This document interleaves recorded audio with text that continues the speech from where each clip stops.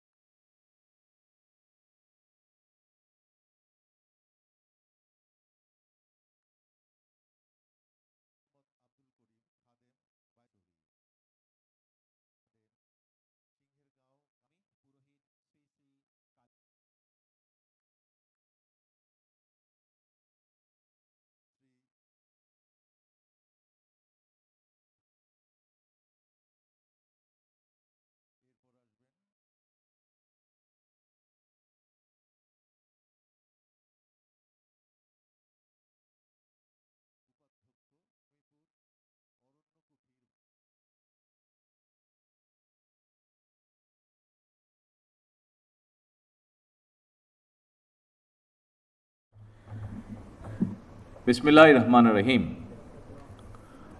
পবিত্র মাহে রমাদানের 23তম দিনে সম্মানিত ইমাম, খতিব, মুয়াজ্জিন এবং অন্য ধর্মের ধর্মীয় গুরুদের নিয়ে আয়োজিত আজকের এই অনুষ্ঠানের সম্মানিত সভাপতি, অনুষ্ঠানে উপস্থিত বিশিষ্ট আলেম মাশায়েখগণ, উপস্থিত অন্যান্য ধর্মের ধর্মীয় নেতৃবৃন্দ এবং ধর্মীয় গুরুবৃন্দ, মন্ত্রিপরিষদের সদস্যবৃন্দ, উপস্থিত বিভিন্ন পর্যায়ের সরকারি কর্মকর্তা বৃন্দ এবং উপস্থিত সকল সম্মানিত উপস্থিতিবৃন্দ, আসসালামু আলাইকুম। আজকের এই ব্যতিক্রম ধর্মী এই অনুষ্ঠানে আপনারা এমন কিছু মানুষ আজকে এখানে একত্রিত হয়েছেন, কোনো বাধ্যবাধকতা ছাড়াই মানুষ যাদেরকে সম্মান করে, জীবনের অনেক কঠিন মুহূর্তে যাদের কাছে দুটো ভালো উপদেশ বা সঠিক পরামর্শ মানুষ আশা করে এবং পেয়েও থাকে। আজকের এই অনুষ্ঠানে রয়েছেন ইসলাম ধর্মের ধর্মীয় ব্যক্তিত্ব, ইমাম, খতিব, মুয়াজ্জিম সাহেবগণ। উপস্থিত রয়েছেন একই সঙ্গে হিন্দু, বৌদ্ধ, খ্রিস্টান ধর্মের বিভিন্ন নেতৃত্ব, পুরোহিত, সেবায়েত, বিহার অধ্যক্ষ এবং উপাধ্যক্ষ। যে উদ্দেশ্যে আজ আমরা এখানে একত্রিত হয়েছি ইতিমধ্যেই আপনারা সেটি দেখেছেন, সেটি জেনেছেন, সেটি আপনারা শুনেছেন। সমাজের বিভিন্ন শ্রেণী পেশার মানুষ যারা অর্থনৈতিকভাবে হয়তো বা অনেক ক্ষেত্রে পিছিয়ে রয়েছেন, তাদের জন্য একটি সম্মানী বা আর্থিক সহায়তা কিংবা কর্মসংস্থান সৃষ্টির মাধ্যমে আর্থিক বৈষম্য দূর করে আমরা সবাই মিলে একটু শান্তিতে একটু ভালোভাবে থাকব। জাতীয় নির্বাচনের আগে আমরা জনগণের কাছে সেই রকমই প্রতিশ্রুতি দিয়েছিলাম। জনগণের রায়, আল্লাহর রহমতে বিএনপি সরকার গঠনের পর ভোটের কালই নখ থেকে মোচনের আগেই আমরা আমাদের সকল প্রতিশ্রুতি ধারাবাহিকভাবে বাস্তবায়নের কাজ শুরু করেছি। আলহামদুলিল্লাহ, এর জন্য আমি আল্লাহর দরবারে লাখো শুকরিয়া আদায় করি। সম্মানিত উপস্থিতিবৃন্দ, আপনারা দেখেছেন অর্থনৈতিকভাবে পিছিয়ে পড়া নারী সমাজের জন্য আমরা ইতিমধ্যেই ফ্যামিলি কার্ড চালু করেছি। পর্যায়ক্রমিকভাবে এই কার্ড সারা বাংলাদেশে 4 কোটি পরিবারের নারী প্রধান তারা প্রত্যেকে ইনশাল্লাহ পাবেন। আগামী 14ই এপ্রিল তথা 1 বৈশাখ থেকে আমরা ইনশাল্লাহ ফার্মার্স কার্ড বা কৃষক কার্ডের পাইলট প্রজেক্ট চালু করব।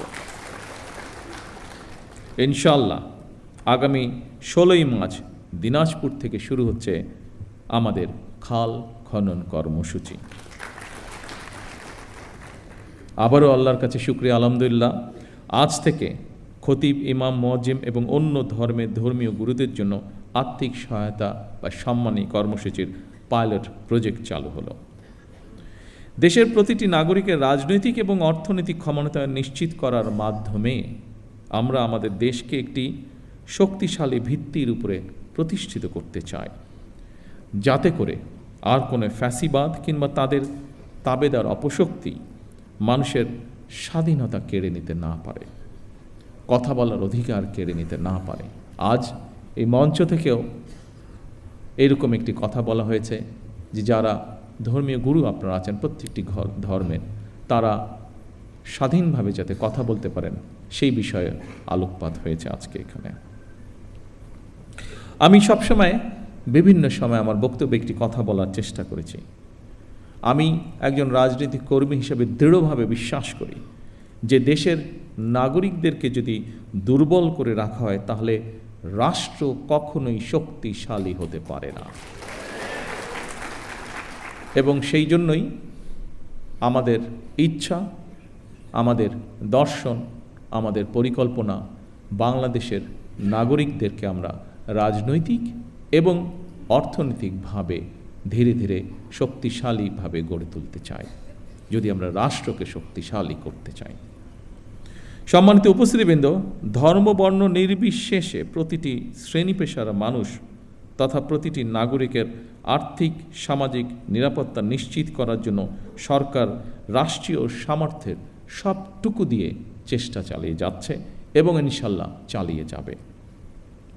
তবে নাগরিক হিসাবে আমাদের প্রত্যেকের রাষ্ট্র এবং সমাজের প্রতি কিছু দায়িত্ববোধ অবশ্যই রয়েছে, যা সম্পর্কে আপনারা কম বেশি সকলেই নিজেরাও ধারণা রয়েছে।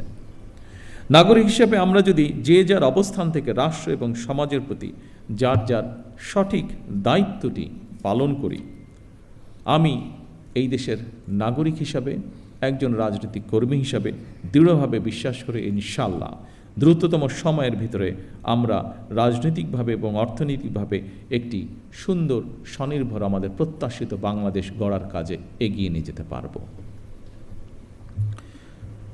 সম্মানিত ধর্মীয় নেতৃবৃন্দ, দুনিয়ার কল্যাণের পাশাপাশি আখিরাতের কল্যাণের জন্য প্রার্থনার কথা পবিত্র কোরআনে কারিমে উল্লেখ রয়েছে। ইহকালীন পরকালীন কল্যাণ বিষয়ক নির্দেশনা নিঃসন্দেহে অন্য ধর্মাবলম্বী ধর্মীয় বিধিবিধান অনুযায়ী নির্দেশিত রয়েছে। সুতরাং ধর্মীয় বিধিবিধানের আলোকেই আপনারা আপনাদের শিক্ষা, দীক্ষা ও যোগ্যতা এবং অভিজ্ঞতাকে কিভাবে আরও বেশি করে দেশ এবং জনগণের কল্যাণের প্রয়োগ করতে পারেন সেই চিন্তা এবং চেষ্টাও অব্যাহত রাখা অত্যন্ত জরুরি এই দেশের জন্য। অর্থনৈতিকভাবে সমৃদ্ধ রাষ্ট্র মানুষের জীবনে হয়তো আর্থিক স্বাচ্ছন্দ্য নিশ্চিত করে, কিন্তু ধৈর্য, সততা, কৃতজ্ঞতা বোধ, শ্রদ্ধা, আনুগত্য, সংহতি, সহনশীলতা, উদারতা, বন্ধুত্ব, বিনয়, দায় কিংবা দয়া, এই সমস্ত বৈশিষ্ট্যগুলো অর্জন ছাড়া একজন ব্যক্তি মানবিক গুণাবলী সম্পন্ন হয়ে উঠতে পারেন না। এই ধরনের মানবিক বৈশিষ্ট্যগুলো অর্জনের জন্য ধর্মীয়, সামাজিক, নৈতিক মূল্যবোধে উজ্জীবিত হওয়া অত্যন্ত জরুরি বলে আমি মনে করি। বিশেষ করে স্বৈরাচারের পতনের পর, বিতাড়িত হয়ে যাওয়ার পর এটি সমগ্র দেশে সকল শ্রেণী, সকল বয়সের মানুষের মধ্যে আরও বেশি প্রয়োজন। বিশেষ করে আগামী দিন যারা এই দেশকে নেতৃত্ব দেবে তাদের জন্য আরও বেশি প্রয়োজন। এই ধরনের মানবিক বৈশিষ্ট্যগুলো অর্জনের জন্য ধর্মীয়, রাজনৈতিক, সামাজিক, নৈতিক মূল্যবোধে উজ্জীবিত হওয়া অত্যন্ত জরুরি। রাষ্ট্র, সমাজ এবং প্রতিবেশ থেকে অর্জিত আচরণ থেকে মানুষ তার শুদ্ধ জীবন এবং সুস্থ চিন্তার মানসিক নির্দেশনা পায়। পবিত্র হাদিসে বলা হয়েছে, যার আমানতদারি নেই, যার কাছে নিরাপত্তা নেই, সে প্রকৃত ঈমানদার নয়। যার ওয়াদা ঠিক নেই, তার কোনো ধর্মও নেই। প্রতিহিংসা এবং সহিংসতা মুক্ত একটি নিরাপদ সমাজ বিনির্মাণের ক্ষেত্রে ধর্মের এই উদার নৈতিক শিক্ষণীয় বিষয়গুলো অতুলনীয়। আমার বিশ্বাস, একটি নৈতিক সমৃদ্ধ মানব সমাজ গঠনের জন্য প্রতিটি ধর্মেই এ ধরনের ইতিবাচক বার্তা রয়েছে। সেজন্যই সম্মানিত উপস্থিতিবৃন্দ, সকল ধর্মের সম্মানিত নেতৃবৃন্দ, গুরুবৃন্দ, একটি ধর্মীয় সামাজিক নৈতিক মূল্যবোধে সমৃদ্ধ মানবিক মানসিকতা তৈরির ক্ষেত্রে আপনাদের মতন ধর্মীয় জ্ঞানসম্পন্ন মানুষদের ভূমিকা অত্যন্ত গুরুত্বপূর্ণ। সম্মানিত ধর্মীয় নেতৃবৃন্দ, দেশে প্রায় 3.5 লক্ষ বা তার কিছু বেশি মসজিদ রয়েছে। এর বাইরে অন্যান্য ধর্মীয় প্রতিষ্ঠানগুলোও রয়েছে। আমরা সারা দেশে মসজিদ এবং এই ধর্মীয় প্রতিষ্ঠানগুলোর ধর্মীয়, সামাজিক এবং নৈতিক শিক্ষা কার্যক্রমের কেন্দ্রবিন্দুতে পরিণত করতে চাই। স্বাধীনতার ঘোষক শহীদ রাষ্ট্রপতি জিয়াউর রহমান সরকারের সময় দেশে প্রথমবারের মতন ইমাম প্রশিক্ষণ একাডেমি চালু হয়েছিল 1993 সালে, যা এখানে আমাদের আজকের একজন আলোচক উল্লেখ করে গিয়েছেন। 1993 সালে বেগম খালেদা জিয়া সরকারের সময় মসজিদ ভিত্তিক শিশু এবং গণশিক্ষা কার্যক্রম চালু হয়েছিল। বর্তমান সরকারও ইমাম মুয়াজ্জিম সাহেবদের জন্য একটি সহ অন্যান্য ধর্মগুরুদের জন্য একটি নির্দিষ্ট হারে সম্মানী ভাতা প্রদানের পাশাপাশি আপনাদেরকে আরও যোগ্যতরভাবে নেতৃত্ব দেওয়ার জন্য আরও কীভাবে রাষ্ট্রীয় উন্নয়নে আপনাদের প্রতিভাকে ব্যবহার করা যায় সেই পরিকল্পনাও গ্রহণ করার কাজে হাত দিয়েছে। বিভিন্ন ধর্মীয় সম্প্রদায়ের সম্মানিত নেতৃবৃন্দ, খতিব ইমাম মুয়াজ্জিমদের সম্মানী ভাতা দেওয়ার যে কর্মসূচি বর্তমান সরকার, আপনাদের সরকার চালু করেছে, এই কর্মসূচির অধীনে প্রথম পর্যায়ে পাইলটিং স্কিমের আওতায় মোট 4,908টি মসজিদ, 990টি মন্দির এবং 144টি বৌদ্ধ বিহারে মোট 16,992 জন এই মাসিক সম্মানী পাওয়া শুরু করেছেন আজ থেকে। পর্যায়ক্রমিকভাবে ইনশাল্লাহ সবাইকে এই কর্মসূচির আওতায় অন্তর্ভুক্ত করা হবে। বিভিন্ন শ্রেণী পেশার মানুষের জন্য সরকারের এইসব অর্থনৈতিক কর্মসূচি উদ্যোগের মূল উদ্দেশ্য হচ্ছে, যা আমি আগেই উল্লেখ করেছি, নাগরিকদেরকে অর্থনৈতিকভাবে স্বাবলম্বী করে গড়ে তোলা। তবে আপনাদের কাছে একটি বিনীত আহ্বান, আপনারা কেউ মসজিদে কিংবা যার যার ধর্মীয় উপাসনালয় দায়িত্ব পালনের পাশাপাশি নিজেদেরকে বিভিন্ন অর্থনৈতিক সামাজিক কর্মকাণ্ডে সম্পৃক্ত করতে চাইলে আপনাদের সেই উদ্যোগ বাস্তবায়নে সরকারের সর্বোচ্চ চেষ্টা থাকবে সহযোগিতা করা। এর বাইরে বর্তমান স্বরাষ্ট্র মন্ত্রণালয় প্রত্যেকটি জেলা এবং উপজেলায় আইন শৃঙ্খলা কমিটিতে একজন ইমাম অথবা একজন খতিব অথবা সেই এলাকার